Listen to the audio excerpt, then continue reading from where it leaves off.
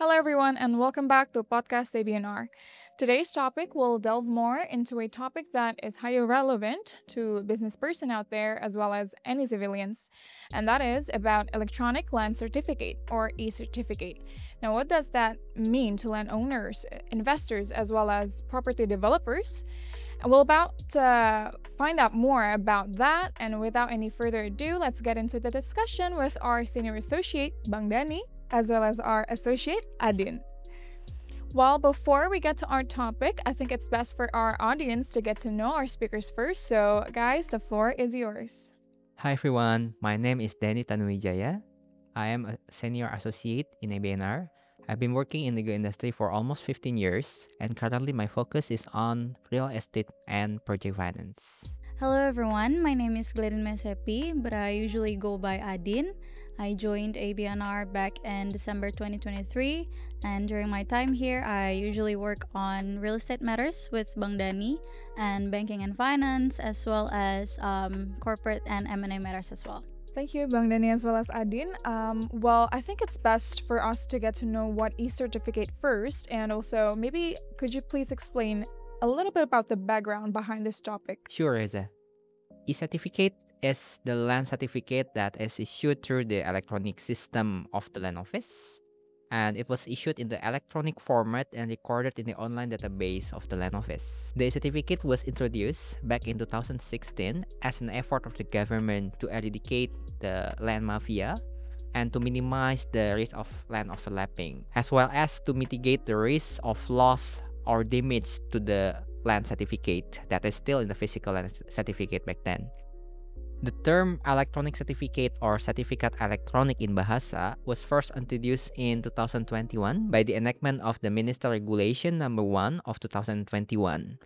However, the physical land certificate at the time still be issued until 2024. Thanks, Bang. So I'm curious on what are the main differences between a certificate as well as the physical one? Okay, so the main difference would be the format itself. So as we all know, the physical land title certificate, it is issued and provided to the landowner in physical form by the land office. And the e-certificate, it is issued in electronic format to the landowner. And the document that is received by the landowner is only the official printed copy provided by the landowner to provided by the land office to the landowner. So as you can see here, it is the example of the physical land title certificate as well as the e-certificate. Basically, the e-certificate only provides limited information on the land title. For instance, there is no complete information on the historical changes in the e-certificate, like the past transfer of the land title. It should be noted that a new edition of the e-certificate will be issued each time there is a registration to the land office. And each time the new edition of the e-certificate is issued, the previous edition of the e-certificate will be considered as no longer valid. So to add to Bang Dani's explanation, considering that the information in the e-certificate is limited, the record that can be shown in the e-certificate itself is only, it's normally only two informations, the first and the latest registration information only. I see. So I'm also curious. So how would you transition to an e-certificate then for that to be implemented? To date, the transition to the e-certificate is conducted by the land office in two occasions. The first one is when there is a new application of land title. So when the first time registration is made by the applicant and the land title certificate is issued, it will be in the form of e-certificate. And second is when there is any kind of registration submitted to the land office, like for example, registration of the transfer of title. When this registration is submitted to the land office will convert the physical land title certificate into the electronic format. In addition to that, the landowner may also voluntarily apply for the conversion of their physical land title certificate into the e-certificate format. I see, Bong. Okay, so from your point of view, do you think that there is any concern, let's say, coming from e-certificates then? So we note that there are certain mixed feelings about the implementation of this e-certificate. While we appreciate and we acknowledge that the government is trying to modernize and digitalize the land registration system, we also note that from the media that we have seen, there are certain concerns about this implementation, especially regarding the data protection as well as the lack of documentation when it comes to converting the land title, the physical land title certificate to e-certificate, as well as there are some practical concerns from the point of view of the lenders. So, could you please elaborate on the concern, related to the data protection based on the concerns that people have expressed online that you've seen before? Okay, so as seen from a number of posts on social media, we understand that the public has raised several concerns regarding the data protection. We feel that this concern may originate from the previous events where there have been some leakage of government data as well as hacking of the government's websites. And we understand that these events might have raised a doubt on the public's eyes regarding the safety of the electronic data itself, especially when it comes to the implementation of a certificate itself. For example, we understand that there may be some concerns regarding whether some certain unauthorized party can access the data to a certificate itself and probably change the landowner's name or other juridical or physical data of the land itself. However, we note that the government has repeatedly ensures and provide comfort to us through the various media that the government has secured the data that is stored in the online database of the land office. However, we understand that the government has repeatedly explained through various media that they have put lots of effort to secure the data stored in the online database of the land office with regard to the e-certificate, and perhaps it's just a matter of time for the public to be convinced that their data will be protected sufficiently by the government. Okay, thanks so much, Bang, and also adding for the explanation. I'm also curious, that's that concern that we've collected from people online that we've seen is relating to the lack of evidence on the conversion, let's say.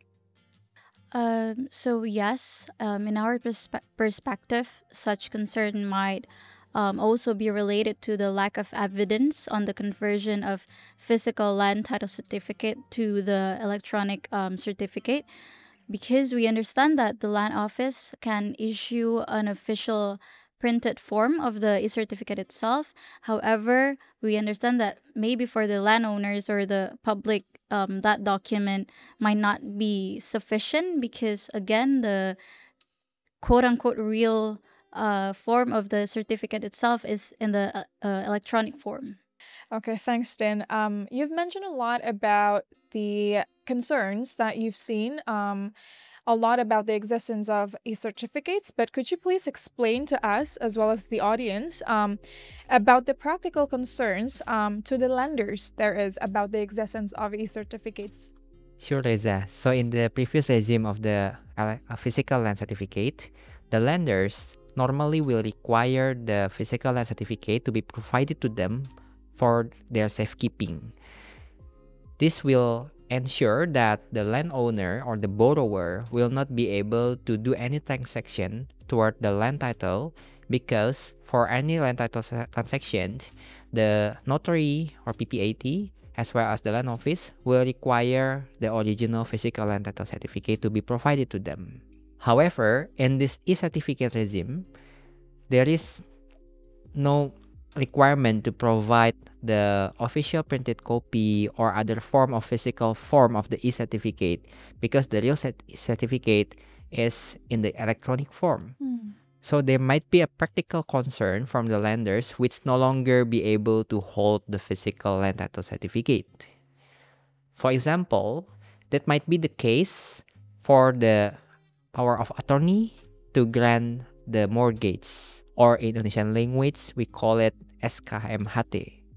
For SKMHT, normally the lender will be granted with the authority to establish the mortgage on behalf of the borrower, and for that purpose they also be given the physical land certificate.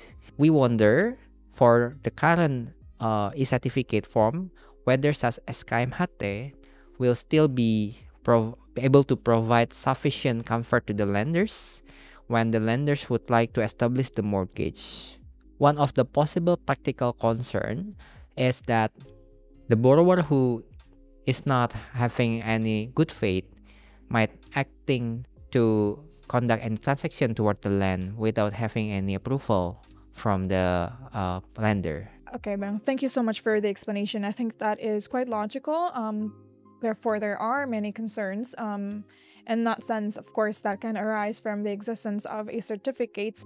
I think from the last point, I think this is one of the most important question that I'm going to ask, of course, and also our audience will want to know more if you guys have any suggestions to mitigate the concerns that you guys have seen oftentimes. Okay, so to mitigate these concerns, we view that from the landowner's perspective, it is important to make sure that the online database of the land office has correctly reflected the information in the physical land title certificate prior to converting it into an e-certificate. This can actually be independently verified through a government app called Sentuh Tanahku. In addition to that, obtaining a document from the land office called Statement Letter on Land Registration, or in Indonesian language you call it SKPT. The SKPT will normally contain information regarding the land title, including the name of the landowner, the type of the title, the validity period of the title, and other information related to such land title.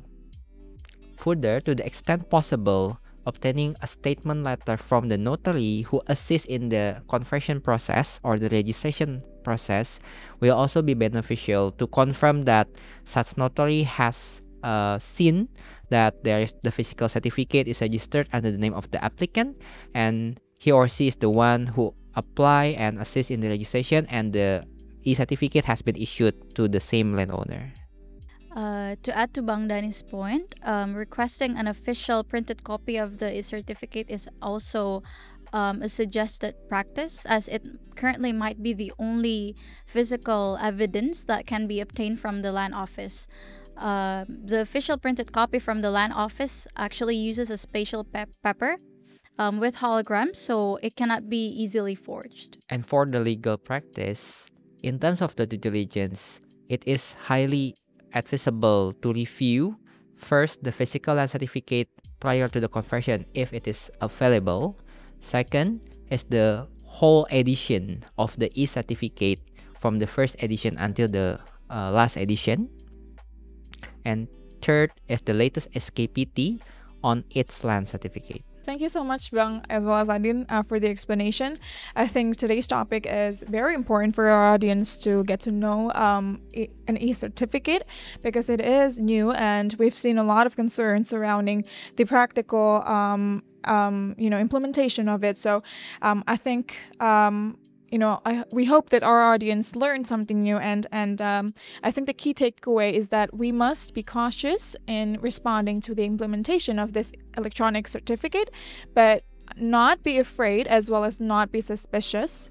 And I think that as a suggestion to the National Land Agency, or BPN, it would be to provide comfort to landowners if the land agency could issue a confirmation letter or an official report to confirm that the physical land certificate has been converted to an e-certificate, so that the document can serve as an evidence to support the landowner's ownership. If there is any doubt, however, regarding the e-certificate, let's say, it is of course recommended to consult to a legal advisor. So thanks again, guys, for listening to our podcast in today's episode. We hope this is valuable to you guys, and we hope you enjoy this episode. Again, I'll see you guys on the next episode, and have a good day, everyone.